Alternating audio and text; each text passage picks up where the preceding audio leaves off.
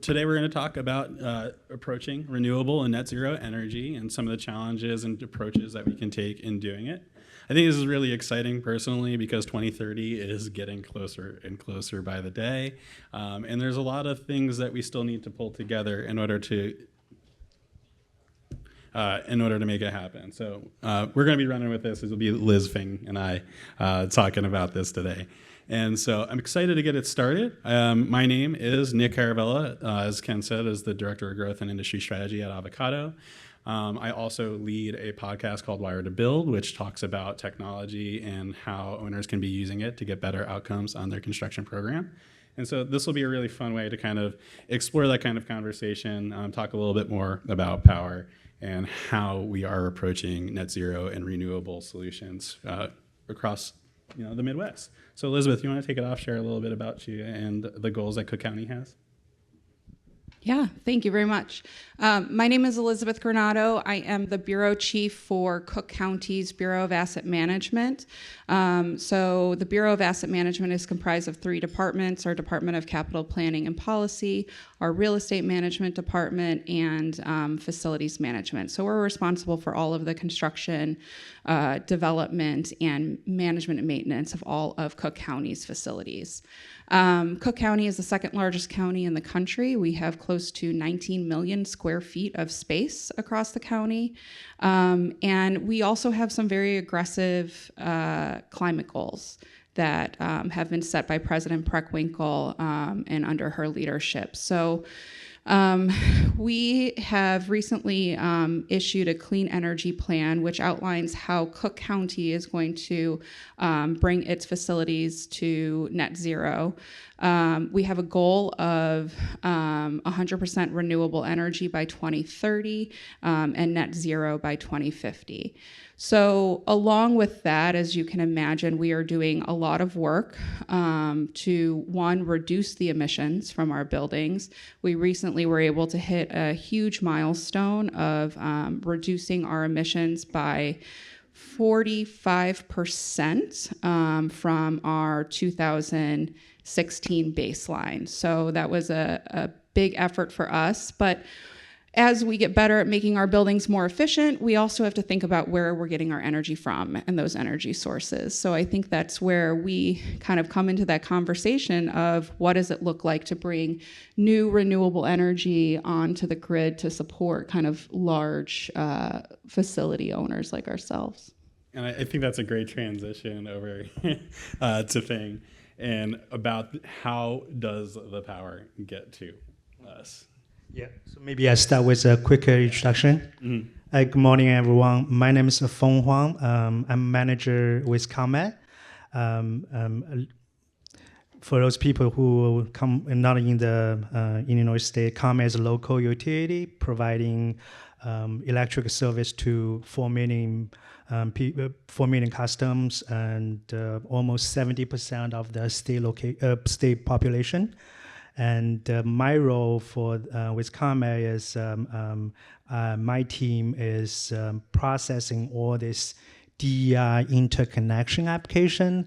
I believe, Dick, you asked the question, what the DEI is, right? So DEI, I'm going to refer to the DEI quite a bit of time in my conversation. I just give you, for those people who are not in renewable energy utility industry, DER stands for Distribute Energy Resource. So compared to the traditional larger size centralized power plant, this DEI is more like this rooftop solars, energy storage project on customer side, small scale. So my team does processing all this kind of DEI interconnection application who want to interconnect their renewable energy storage to grid, and we also provide life cycle support for all these DER customers through the whole process. Additionally, my team also manages utility renewable energy rebate program. We call the distributed generation rebate program. So that's offer additional incentive to the customer to help them offset your capital investment for renewable energy. So my team also does net metering application review enrollment. So that's my role. Maybe touch a little bit on my company comment, how the utility fit into this clean energy transition. As some of you may know, back to 2021, Illinois State passed a very significant legislation called the CEJA, the Climate and the Equitable Job Acts. That's huge step state has taken to address the climate change and to promote the clean energy and also provide some equitable job opportunity related to the clean energy field. So one significant aspect of the CEJA is its focus to expand renewable energy, clean energy, and the utility role to support that goal majorly fall into couple aspects. Number one, we need to continue to figure out a way to streamline all this DER interconnection process to make sure we offer easier, quick process to the DER customer. The second one, as a utility, we need to continue to invest our infrastructure, deploy advanced technology to make sure the grid can accommodate the DER growth. And the third one I just want to mention is more about the customer engagement education piece. We also want to, not just provide a process procedure. We also want to help the customer understand the benefits, the process. So we want to provide this all upfront education, outreach, engagement. So make that easy to the customer. Yeah, and I think to kind of color in the lines with where power generation starts and the complexity with the DER aspect of things.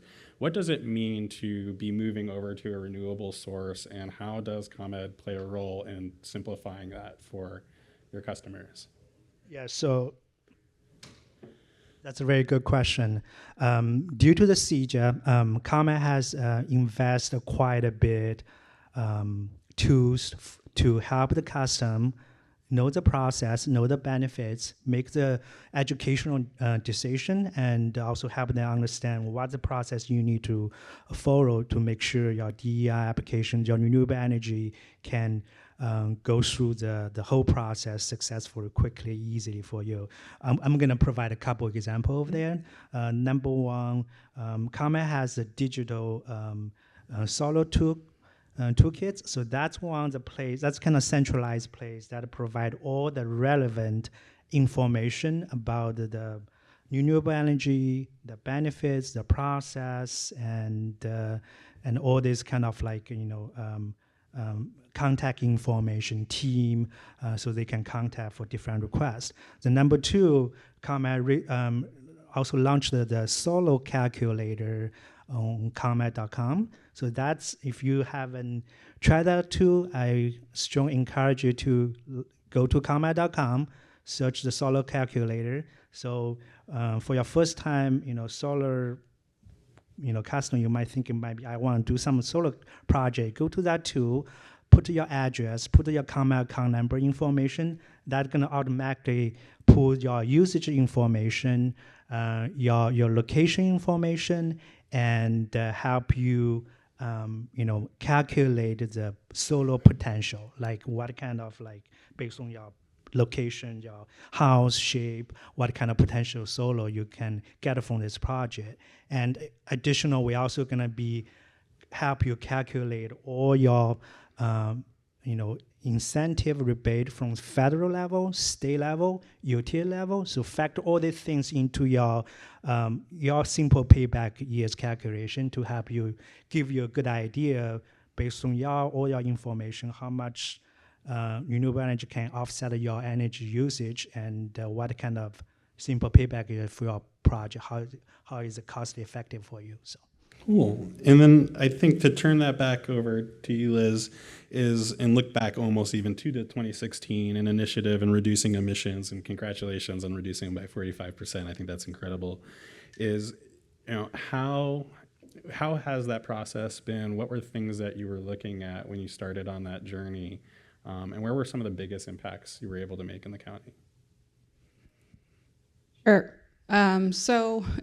Interestingly, when we were looking at our facilities, the first thing was making sure that we had metered connections on all of them, which we didn't for some of our buildings. And that helped us first understand kind of what our baseline was. Interestingly, in terms of reducing our energy usage, lighting was a really easy one. Just making sure that we were replacing all of our fixtures with LED lighting. And then the behavior of the occupants within the building. We've done quite a bit of educational campaigns with our users, just reminding them, how to reduce their own energy usage within their spaces. We've also been able to partner very closely with our in-house trades and our operating engineers to take a closer look at how we are operating our buildings. Not all of our systems need to be on 24/7, and we need to think, critically about how we balance both the comfort of our occupants, but also what our longer-term energy usage goals are. And then, once we've gotten to that point, for us, the next step is, the generation of power and how we utilize our facilities to bring more renewable sources online. Well, I really like you touching on the behaviors of things, the proverbial dad telling you not to touch the thermostat Yes. Of the building, and the kind of impacts that those changes can have. When it comes to now looking at the renewable goals that you have for 2030, what are some of the considerations you're making in terms of, what kinds of power? Is there a makeup or a mix-up? What does that look like? Yeah. So right now, just to give a little bit of insight into the county. So we have negotiated and finalized our first power purchase agreement. So we have a power purchase agreement where we'll be deriving power from a solar field in Sangamon County. So that was a major step for us, just given the array of facilities that we have, detention centers, hospitals, we're one of those users that is not going to be able to generate all of our power just based off of on-site solar. So that was the first step. Then the next step is moving forward with our on-site solar goals. So right now we're looking at all of our facility profile, our courthouses, our detention center at 26 in California, a lot of very low flat roofs, really well positioned for solar. But for us, I think we have had a wonderful partnership with ComEd in kind of moving those projects forward, getting those interconnection agreements. But we also realize that we are not the only user in the space that's trying to meet these very aggressive climate goals. So every time we go out with a new project, I'm sure that we're like one of like 100 applications sitting on Fong's desk. So, the more that we can invest in that relationship building and that partnership to make sure that we are doing what we can as a user and an owner to meet ComEd's needs to keep those projects moving forward so that, the paperwork doesn't become the reason we can't get that renewable energy source. Well, and I guess let's talk about those applications and what are the things that you're seeing that folks are looking for, and what are some of the challenges that maybe they need to be considering when they approach applying for these solutions that can help them work toward their renewable goals? That's a very good question. That has been I would say that's been a challenge for both utility side and the custom developer side regarding the queue management, right? So under each feeder circuits, like Elizabeth mentioned, that might be multiple customers interested in connect to that particular feeders. How we can, make sure we have a fairness to all this custom, and also make sure we communicate very clearly, have clear communication to the custom regarding the step, the status, and the system constraint and the potential upgrade cost, and also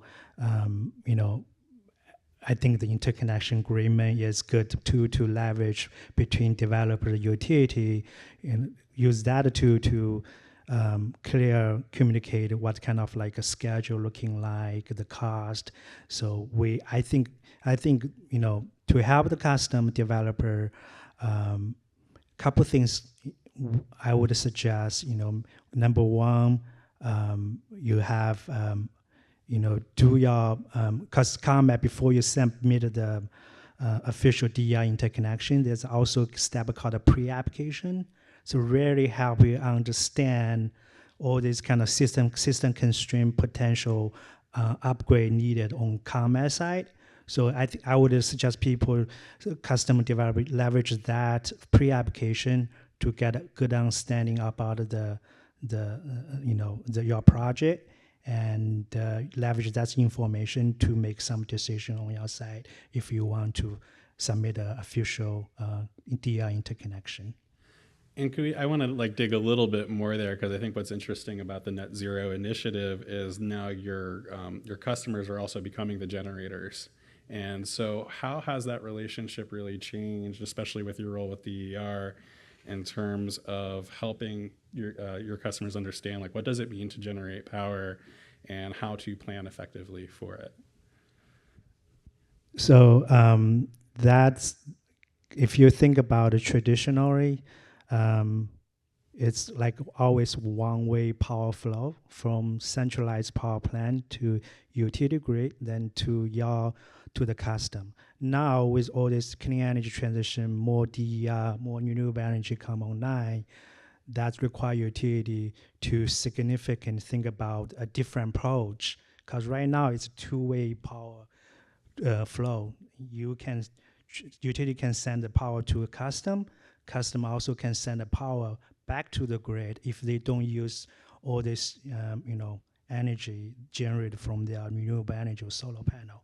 So the two-way power, the two-way power flow requires ComEd utilities, invest all this kind of upgrade to the existing infrastructure. Not just grid, that's a lot of kind of the communication, control, management system we need to update, so we can clearly communicate all this information between customer and ComEd. Then we can leverage this information to do a better operation on ComEd side, right? So that's I would think that's kind of like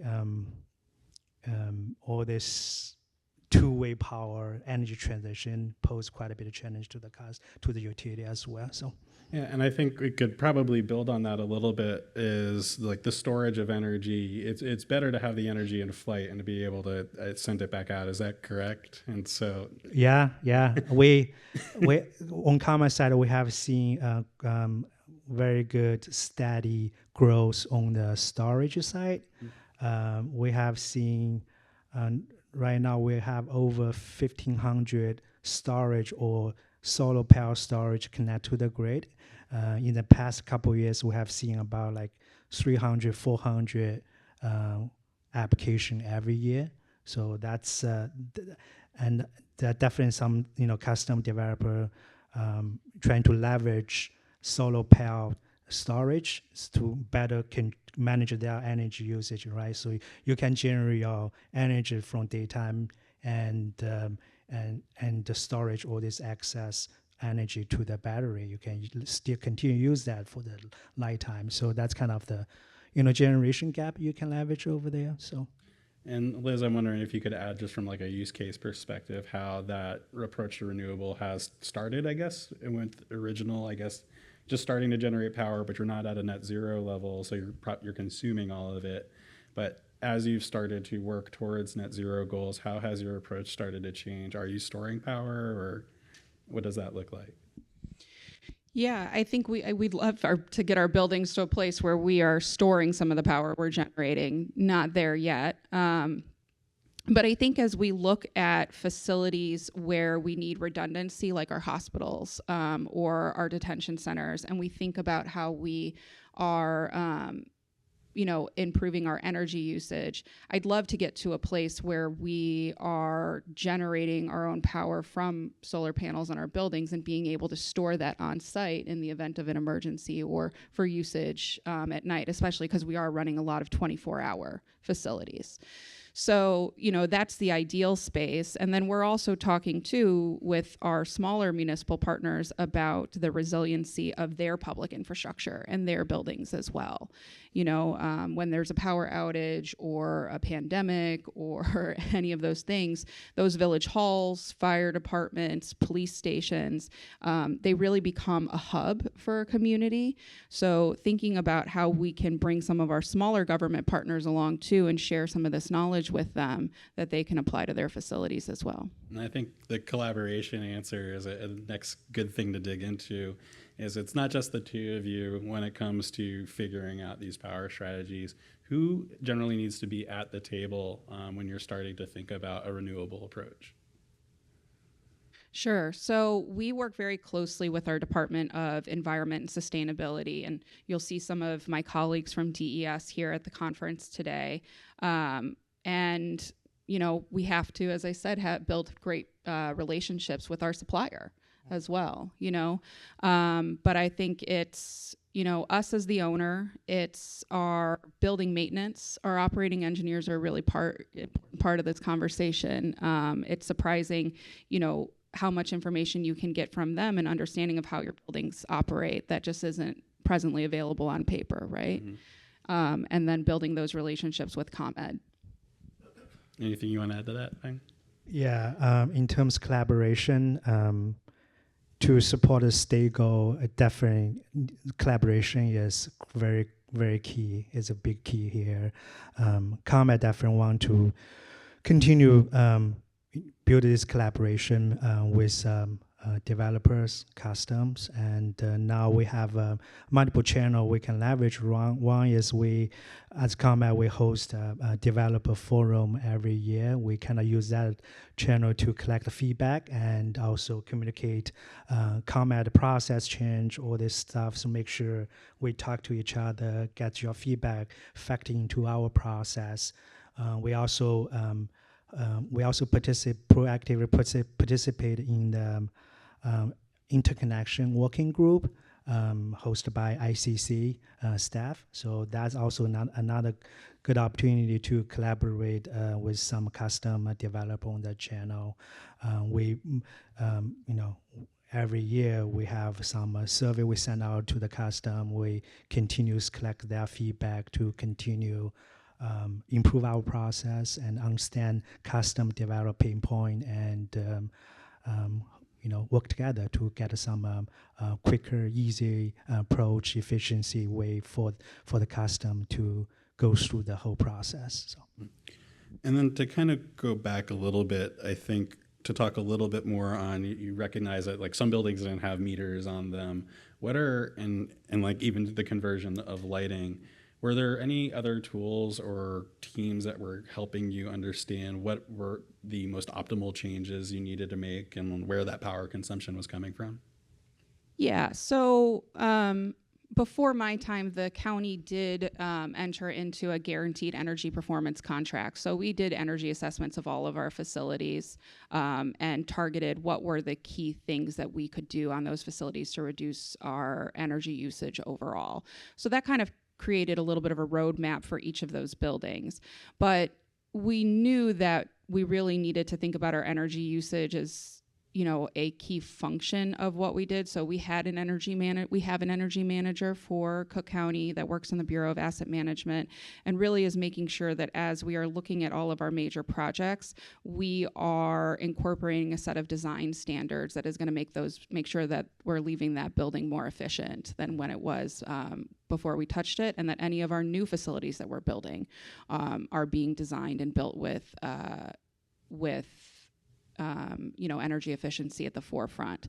So in terms of our partners, it's not only looking at it from an energy perspective, but making sure we bring alongside our architects and our builders to make sure they understand for us that's a core goal in what we're trying to do with our facility portfolio.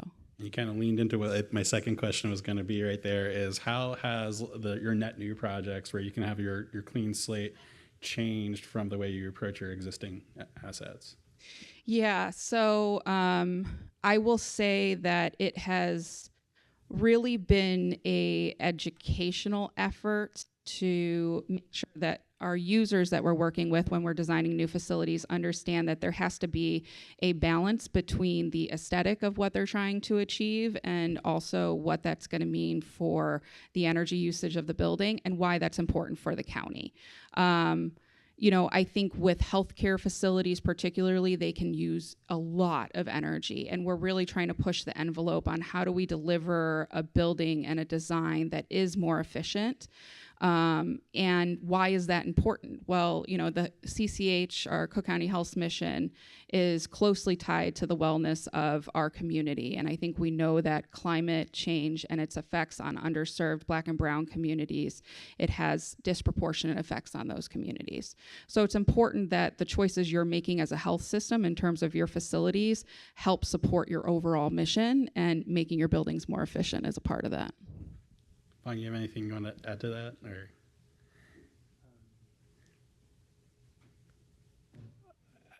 So the question is about. It's more how have you seen things change since a lot of this effort has been, we have a ton of existing asset and infrastructure. Now that we have an opportunity to take what we've learned, how are we moving forward differently? Mm-hmm. Yeah, good question there. I think I would suggest maybe for the custom, there's a lot of existing opportunity over there, and how to, because also you have your how to build your new things on your top of the older things. I would suggest people custom to work with some collaborate with some utility or the developer or the energy performance company. They can help you do a comprehensive energy assessment. Like Elizabeth mentioned, starting from the energy efficiency, that's kind of like maybe the step one. So you can know what the potential opportunity over there, and get that. That's a lot of low-hanging fruits over there. Maybe get that part handles first, so that can help you move to the next step, right? Once you have a good, efficient way to control your energy usage, you can better size your renewable energy, right? So that may be step two.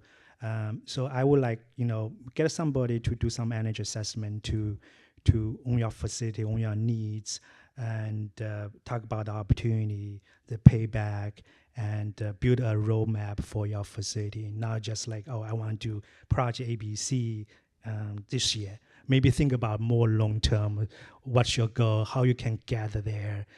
What kind of incentive rebate you can leverage? Because right now it's good time to jump on this renewable energy. From state level, from the federal level, we have Inflation Reduction Act, we have IIJA. There's tons of money over there you can apply for, and also state level, we have in Illinois we have the CJ passed. We offer REACTs, all these different credits, right? Think about how to leverage this additional financial support you can get, and how to leverage utility support, like utility program, clean energy program, not only provide an incentive rebate, they also provide some education assessment to you. So, for example, energy efficiency program, they offer common energy efficiency program, they offer energy assessment. So if you reach out to that program, they can send some engineer, go to your facility, take a look at your usage, your work through your facility, provide some list of opportunities so you guys can start some initial discussion. So my point is, like, think about a little bit of roadmap, year one, year two, what you wanted to do, and what long-term goal you want to achieve, and also think about all these kind of additional support you can leverage. Well, I want to thank you both for taking the time today. I think this was a great discussion. I know we could have gone for far longer on it. To just kind of summarize, I think there's some powerful things here. Is if you're going to get started, it's you're not going to eat the elephant all at once. One bite at a time. Figure out what your roadmap is, and if you don't know where to start, just establish the baseline. I think taking that moment to stop, think about where you're at, and how to move forward is really powerful. And you got to go slow to go fast. So thank you all, and see you at lunch.